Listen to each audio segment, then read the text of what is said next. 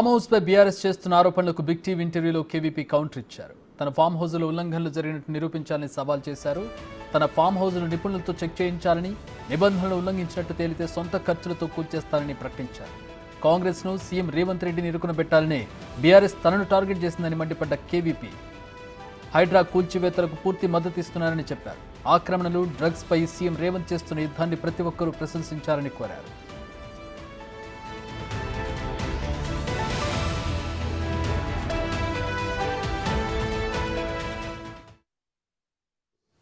పూర్తిగా ఆక్రమణలో ఉంది, త్రిభువన్ జీవోలో ఉంది, అది ఉల్లంఘనలకు పూర్తిగా విరుద్ధంగా ఉంది. దీన్ని పూర్తిగా కొట్టేయాలని బీఆర్ఎస్ డిమాండ్ చేస్తూ ఉంది. ఏం చెప్తారు దీనికి సమాధానం? నా కుటుంబ సభ్యులకి ఫామ్ హౌస్ అన్నమాట కరెక్ట్ 100%. అది త్రిభువన్ జీవోలో ఉన్నమాట కూడా కరెక్ట్. నా కుటుంబ సభ్యులకు సంబంధించిన ఫామ్ హౌసు ఎఫ్టీఎల్ పరిధిలోకి ఒక చిన్న అంగుళం కూడా రాదు. ఎఫ్టీఎల్ పరిధి నుంచి బఫర్ జోన్ అని ఉంటుంది. అది 100 అడుగులు ఉండాలి, 30 మీటర్లు. 100 అడుగుల లోపులో ఎఫ్టీఎల్ పరిధి నుంచి 100 అడుగుల లోపల, నేను మళ్ళీ రిపీట్ చేసి చెప్తున్నాను, 100 అడుగుల లోపల ఏ విధమైన నిర్మాణం లేదు అక్కడ. దీంట్లో త్రిభువన్ జీవోలో ఉండే ఇంకొక రూల్ ఏమిటంటే ఒక ఫ్లోర్కి మించి ఉండటానికి వీల్లేదు. ఏ విధంగానూ ఎక్కడా కూడా నా ఫామ్ హౌస్లో 1 ఫ్లోర్కి మించి ఎక్కడా లేదు. తర్వాత త్రిభువన్ జీవో ప్రకారం ఎంత స్థలంలో అయితే అంత వాళ్ళు కొన్ని స్పెసిఫికేషన్స్ ఇస్తారు, ఇంతకంటే లేదు అని. అంతకంటే ఒక్క స్క్వేర్ మీటర్ స్క్వేర్ ఇంచి కూడా ఎక్కువ లేదు. ఈ విషయంలో బీఆర్ఎస్ వాళ్ళకి ఏదన్నా వారు దాని మీద ఫర్దర్గా మాట్లాడాలి అని అంటే బీఆర్ఎస్కి ఏమీ లేదు. వాళ్ళు ఏదో రకంగా రేవంత్ రెడ్డి గారిని, కాంగ్రెస్ ప్రభుత్వాన్ని ఇరుకులో పెట్టాలని. నేను కాంగ్రెస్ ప్రభుత్వంలో క్రియాశీలకమైన నాయకుడిని కనుక నన్ను టార్గెట్ చేస్తే రేవంత్ రెడ్డి గారు వాళ్ళు పంపించిన ఇది కూడా చూశాను నేను. అందులో రేవంత్ రెడ్డి గారిది, నాది, మేమిద్దరం కలుపుకున్నప్పుడు ఇది కూడా వేశారు. రేవంత్ రెడ్డి గారు మా కాంగ్రెస్ పార్టీ అధ్యక్షుడు, మా ముఖ్యమంత్రి. మా ప్రభుత్వానికి, మా పార్టీకి నా మద్దతు పూర్తిగా ఉంటుంది. బీఆర్ఎస్ పార్టీ వాళ్ళకి ఇందులో ఏదన్నా కనుక ఇంకా వాళ్ళకి డౌట్ ఉంటే, నేను ఇది మాట్లాడిన తర్వాత కూడా వాళ్ళు ఆథరైజ్ చేసి ఎవరైనా ఒక ప్రత్యేకమైన నిపుణుడిని, విషయ పరిజ్ఞానం ఉన్న ప్రత్యేకమైన టెక్నికల్ పర్సన్ని వాళ్ళు ఆథరైజ్ చేసి పంపిస్తే, వాళ్ళు కూలీ ఇచ్చి పంపించే వీళ్ళు కాదు. ఈ జెండాలు పట్టుకొని వచ్చి వాళ్ళు కూలీ ఇచ్చి తెచ్చుకొని ప్రదర్శన చేసేవాళ్ళు కాదు.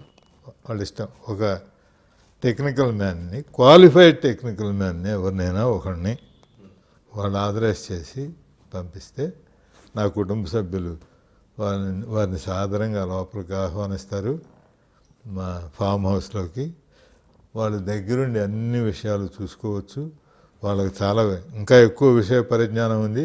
వాళ్ళు మొన్నే అక్కడ డ్రోన్ కూడా ఎగరేసి మళ్ళీ ఒక కేసులో ఇరుక్కున్నారు. వాళ్ళు కావాలంటే దాని ద్వారా కూడా సర్వే చేసుకోవచ్చు. ఇంకా కావాలంటే గూగుల్లో ఉంటాయి, మ్యాప్లో ఉంటాయి, ఇవి ఉంటాయి.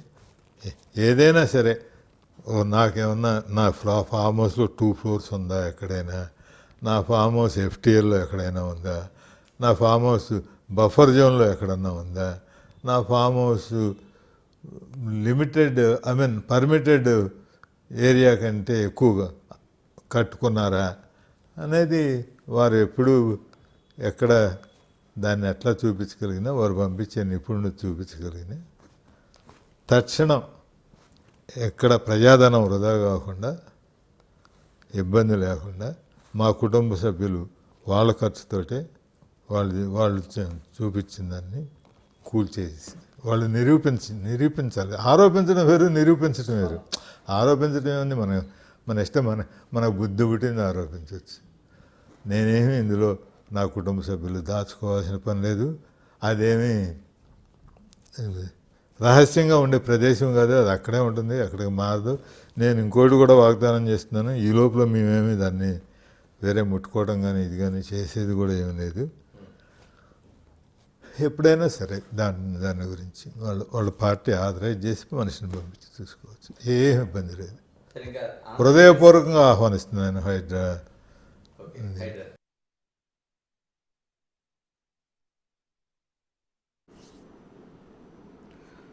మా అసోసియేట్ ఇన్పుటేటర్ గణేష్ జాయిన్ అవుతున్నారు. దీనికి సంబంధించి మరిన్ని వివరాలు అడిగి తెలుసుకుందాం. గణేష్, బఫర్ జోన్లో ఉందా అంటే క్రాస్ చెక్ చేసినప్పుడు సరే ఆయన మీద ఆరోపణలు చేశారు, ఆయన ఆరోపణలు ఖండించారు, ఎవరైనా సరే వచ్చి వెరిఫికేషన్ చేసుకోవచ్చు, ఒకవేళ అక్రమంగా ఉంటే కూల్చేయచ్చు అని చెప్పి ఆయన ఓపెన్గా స్టేట్మెంట్ ఇచ్చారు. యాక్చువల్గా ఎలా ఉంది అక్కడ పరిస్థితి ఏంటి? అంటే చాలా వరకు మనకి ఏదైతే లేక్స్ ఉన్నాయో లేక్స్ విధాలుగా లెక్కిస్తారు. ఒకటి FTL ఫుల్ ట్యాంక్ లెవెల్ ఏదైతే ఉందో ఒకటి, రెండోది బఫర్ జోన్. అంటే బఫర్ జోన్ సంబంధించి చాలా మందికి పర్మిషన్స్ ఇస్తుంటారు. ఈ బఫర్ జోన్ లో శాశ్వతమైన నిర్మాణాలు అనేవి 100 మీటర్స్ వరకు ఉండడానికి వీల్లేదు. ఇది 100 మీటర్స్ లోన వాడు వ్యవసాయం చేసుకోవచ్చు బఫర్ జోన్ లోన. తర్వాత దానికి సంబంధించిన ఏదైనా చిన్న చిన్న నిర్మాణాలు ఉంటే 100 మీటర్స్ తర్వాత చేసుకోవచ్చు. ఇది మనకి నిబంధనలు చెప్తున్నారు. FTL కి సంబంధించి ఎట్టి పరిస్థితుల్లో కూడా ఫుల్ ట్యాంక్ లెవెల్ ఉండే చోట నిర్మాణాలు అది ఎటువంటి అనుమతులు ఎవరు, ఇరిగేషన్ శాఖ దానికి సంబంధించి ఎప్పుడు చెక్ చేసుకుంటుంటది. ఎందుకంటే రెవెన్యూ ఇతర డిపార్ట్మెంట్ తో పాటు కీలకమైన FTL చెకింగ్ మాత్రం మనకి ఇరిగేషన్ డిపార్ట్మెంట్ లో ఉంటుంది. అలాంటి ఇరిగేషన్ డిపార్ట్మెంట్ కి సంబంధించి FTL లో ఎటువంటి నిర్మాణాలు ఉండకూడదు. శాశ్వతం కావచ్చు, లేకపోతే తాత్కాలిక నిర్మాణాలు కావచ్చు. దీనికి సంబంధించి ఇప్పుడు ఏదైతే హైడ్రా ఒక విధమైన చర్యలు తీసుకుంటుందో ఎక్కడికెక్కడ హైదరాబాదు అంటే టోటల్ గా ఉన్నది GHMC పరిధిలో, గ్రేటర్ హైదరాబాద్ పరిధిలో ఎక్కడైతే ఈ చెరువులు ఉన్నాయో వీటి దీంట్లో FTL కావచ్చు, బఫర్ జోన్లు కావచ్చు, శాశ్వతమైన లేకపోతే ఇతర నిర్మాణాలు కావచ్చు, వీటన్నిటిని కూల్చివేయడం అంటే ఎటువంటి అనుమతులు లేకుండా ఉన్న వాటిని కూల్చివేస్తున్నారు. రెండోది అనుమతులు ఎలా తీసుకొస్తున్నారు కూడా చర్చించడం జరుగుతుంది. ఇలాంటి పరిస్థితుల మధ్య BRS కు సంబంధించిన అనేక మంది దీనిపైన వాళ్ళ భవనాలు ఉన్నాయి. అంతకుముందు 10 ఏళ్ల కాలంలో చాలా వరకు అనుమతి లేకుండా నిర్మాణాలు జరిగినవి ఉన్నాయి. కార్యకర్తలు కావచ్చు, నాయకులు కావచ్చు, ఇలా జరుగుతూ ఉంది. ఇప్పుడు హైడ్రా వచ్చిన తర్వాత ప్రత్యేకంగా దీనిపైన ఒక డ్రైవ్ తీసుకుంటుంది. ఆ డ్రైవ్ లో ఉన్న చాలా వరకు నిర్మాణాలు మనం చూస్తున్నాం. రంగనాథ్ దీనికి కమిషనర్ గా ఉన్న రంగనాథ్ పూర్తి అంటే ఏదైతే ప్రభుత్వం ఏదైతే ఒక దాన్ని లక్ష్యంగా పెట్టుకుందో ఆ లక్ష్యాన్ని సాధనలోనే ఆయన పూర్తిగా పెద్ద పెద్ద బిల్డింగ్ సైతం కూల్చివేస్తున్న దృశ్యాలు మనకు కనిపిస్తున్నాయి.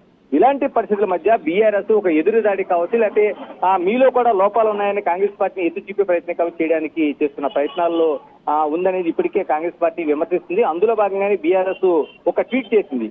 అంటే ఎవరైతే KVP రామచంద్ర ఉన్నారో KVP రామచంద్రకు సంబంధించిన ఒక ఫామ్ హౌస్ అంటే ఇది 1 జీవోలో ఉంది, అంటే జంట జలాశయాల పరిధిలో ఉందనేది వాళ్ళ పాయింట్అవుట్ చేస్తూ దీన్ని ఎందుకు కూల్చారనేది ఒక పెద్ద ఎత్తున సోషల్ మీడియాలో ప్రచారం కావచ్చు లేదా ట్వీట్స్ కావచ్చు చేస్తున్న పరిస్థితి కనిపిస్తుంది. ఎందుకంటే దీని ద్వారా ఏదైతే ముఖ్యమంత్రి రేవంత్ రెడ్డి ఉన్నారో రేవంత్ రెడ్డిని నిరూపించే ప్రయత్నం, లేదా కాంగ్రెస్ వారిని కాపాడుకుంటున్నారనే ప్రయత్నం చేసే ప్రయత్నంగా దీన్ని చేస్తున్నారనేది BRS చూపించే ప్రయత్నం.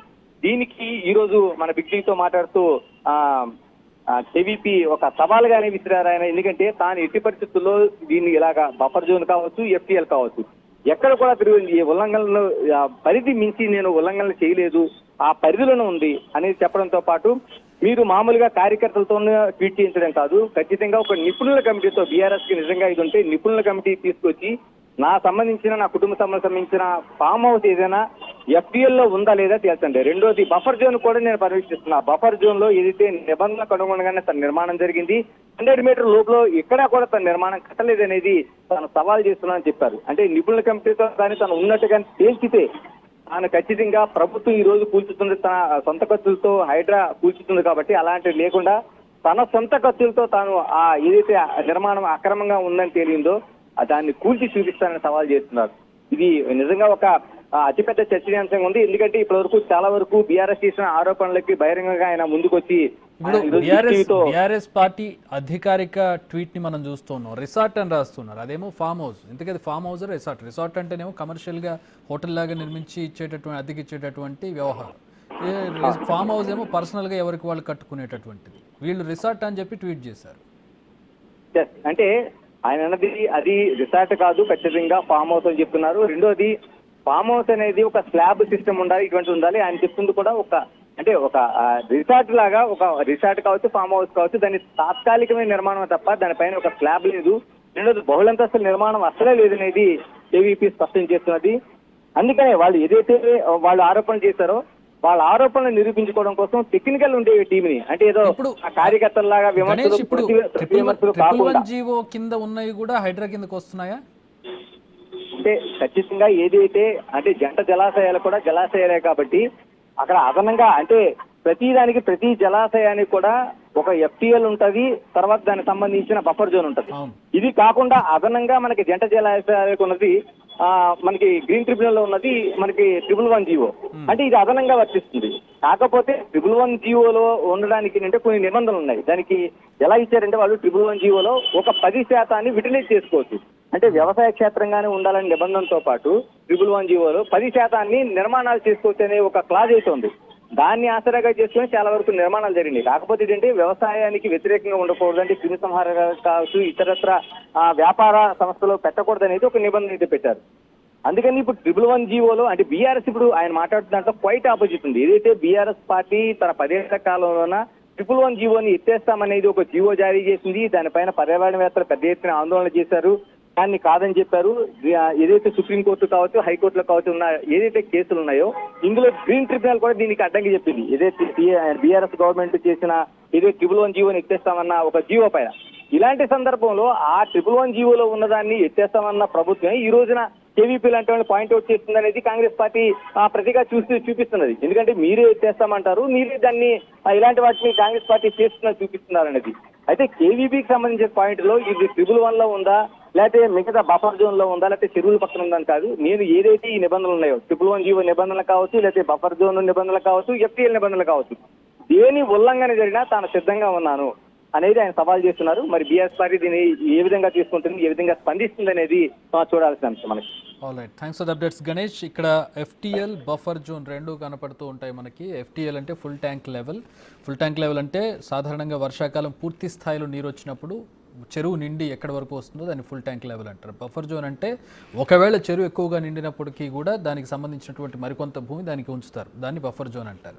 సో ఇక్కడ ఎలాంటి నిర్మాణాలు, ఎఫ్టీఎల్లో అయితే అసలు నిర్మాణాలు కానీ ఎలాంటి వ్యవసాయం కానీ అక్కడ జరగడానికి వీల్లేదు. కానీ బఫర్ జోన్కి వచ్చేటప్పటికి సాధారణంగా అక్కడ మొక్కలు పెట్టడం కానీ లేదంటే కాంక్రీట్ నిర్మాణాలు ఏం జరగకూడదు. ఇక 111 జీవో పరిధిలోకి వచ్చేటటువంటి బిల్డింగ్స్కి సంబంధించి నిబంధనలు వేరేగా ఉన్నాయి. కేవలం 10% భూమిలో మాత్రమే అక్కడ, అది కూడా కాంక్రీట్ నిర్మాణాలు చేయకూడదు. ఈ పూరి గుడిసో లేకపోతే రేకుల షెడ్డో టెంపరీ నిర్మాణాలు జరపాలి, అది కూడా వ్యవసాయానికి సంబంధించినటువంటి నిర్మాణాలు. ఇది 111 జీవో పరిధికి సంబంధించి. ఇక్కడ హైడ్రాకి సంబంధించి చూసినట్లయితే ఎఫ్టీఎల్ బఫర్ జోన్లో చేసినటువంటి నిర్మాణాలను కూల్చివేస్తుంది హైడ్రా. బఫర్ జోన్లో ఎవరైతే నిర్మాణాలు చేస్తారో వాళ్ళకి ఆల్రెడీ నోటీసులు ఇచ్చారు. ఇప్పుడు కొత్తగా నిర్మిస్తున్నటువంటి భవనాలు ఏవైతే నిర్మాణ దశలో ఉన్నాయో వాటిని కూల్చేస్తూ ఉన్నారు. సో ఇది హైడ్రా చేస్తున్నటువంటి పని. ఇక్కడ కేవీపీకి చెందినటువంటి ఫామ్ హౌస్ 111 జీవో పరిధిలో ఉంటుంది. మరి ఆ ఫామ్ హౌస్కి సంబంధించి హైడ్రాకి బీఆర్ఎస్ పార్టీ ట్యాగ్ చేస్తూ, హైడ్రాని ట్యాగ్ చేస్తూ ఈయన హైడ్రా కేవలం చిన్న చితక వాళ్ళ మీదనే లేదంటే ఇలాంటి కేవీపీ ఇలాంటి వాళ్ళ మీద కూడా చూపిస్తుంది. ఆయన ఫామ్ హౌస్ కూడా ఇక్కడ బఫర్ జోన్లో నిర్మాణం జరిగిందని చెప్పి వారు ఆరోపిస్తూ అక్కడ చేసినటువంటి ట్వీట్ను మనం చూస్తూ ఉన్నాం. హైడ్రా దీని మీద చర్యలు తీసుకుంటుందా అని క్వశ్చన్ చేస్తూ ట్వీట్ చేశారు. దీనికి కేవీపీ బిగ్ టీవీతో మాట్లాడుతూ వివరణ కూడా ఇచ్చారు. నేను ఎలాంటి ఆక్రమణలకు పాల్పడలేదు, నేను రూల్స్ ప్రకారం అక్కడ కట్టుకున్నాను. కావాలంటే బీఆర్ఎస్ వాళ్ళు ఎవరిని పంపించి చెక్ చేసుకున్నా పర్వాలేదు, నిపుణుల కమిటీని పంపించి చెక్ చేసుకున్నా పర్వాలేదు. ఒకవేళ నేను అక్రమ నిర్మాణాలు చేపట్టానని కనుక నిరూపితమైతే నేనే నా ఖర్చుతో వాటిని కూల్చేస్తానని చెప్పి ఆయన బిగ్ టీవీకి ఇచ్చిన ఇంటర్వ్యూలో చెప్పడం జరిగింది. సో అది కేవీపీ